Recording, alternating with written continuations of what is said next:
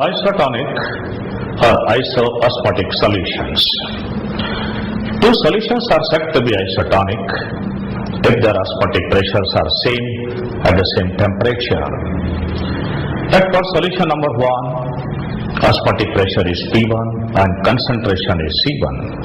So we have P1 equal to C1 RT. Similarly, for solution number 2, we can have P2 equal to C2 RT.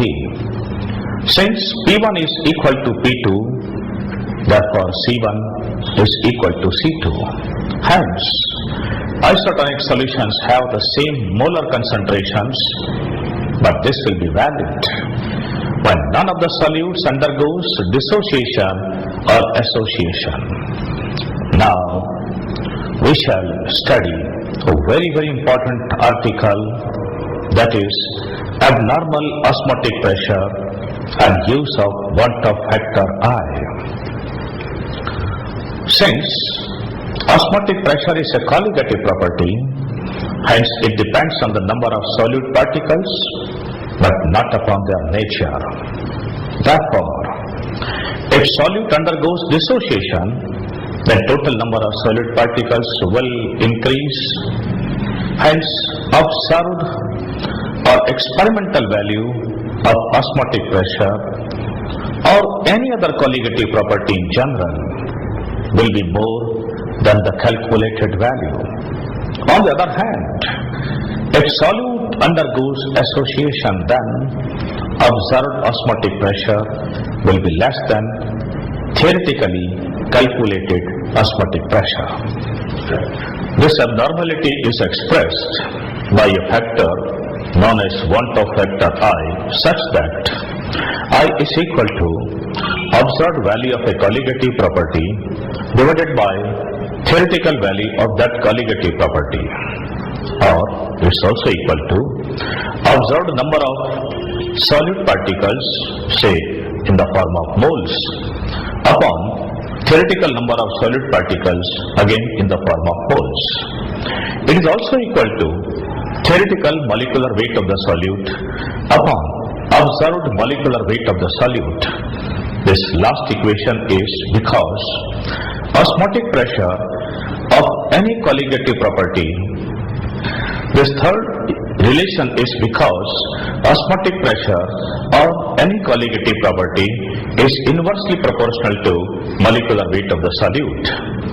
Since in the other colligative properties we shall be using concentration in terms of molality, hence I can also be written as equal to observed molality of the solution upon theoretical molality of the solution.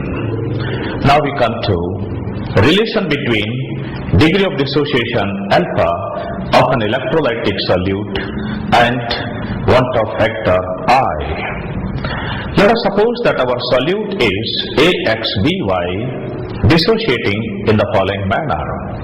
AXBY giving XA plus Y plus YB minus X ions. Initial moles are respectively 1, 0, 0, and the number of moles after dissociation are 1 minus alpha, X alpha and Y alpha. Therefore, total number of observed moles will be equal to 1 minus alpha plus X alpha plus Y alpha, and that's equal to 1 plus alpha into X plus Y minus 1.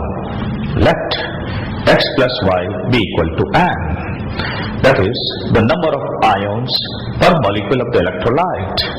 Therefore, we can write I equal to 1 plus alpha times N minus 1 upon 1, or alpha is equal to I minus 1 upon N minus 1, where N is equal to 2 for electrolytes like HCl, sodium chloride, acetic acid, etc., and is equal to 3 for sodium carbonate, barium chloride, etc., and is equal to 4 for potassium phosphate, and N equal to 5 for potassium ferrocyanide. Let us now study relation between degree of association beta and 1/2 factor I. Let And molecules of a solute associate to give a bigger molecule, a polymer, a whole ant.